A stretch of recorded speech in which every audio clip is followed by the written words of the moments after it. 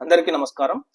భారత జాతీయోద్యమ పితగా పేరుగాంచిన మరియు బ్రిటిష్ వాళ్ళు ఫాదర్ ఆఫ్ ఇండియా అన్రెస్ట్ అని పిలువబడే పేరుగాంచిన లోకమాన్య బాలగంగాధర్ తిలక్ యొక్క జయంతి సందర్భంగా గొప్పగా నివాళులు అర్పిస్తూ, ముఖ్యంగా బాలగంగాధర్ తిలక్ భారత స్వతంత్ర ఉద్యమంలో పాల్గొన్న మొట్టమొదటి నాయకుడు అని చెప్పాలి. ముఖ్యంగా అతను సామాన్య ప్రజలను స్వతంత్ర ఉద్యమంలో పాల్గొనేలాగా అతను రచించిన వ్యూహాలు ఇప్పటికీ చాలా గొప్పగా ఉన్నాయని చెప్తుంటారు.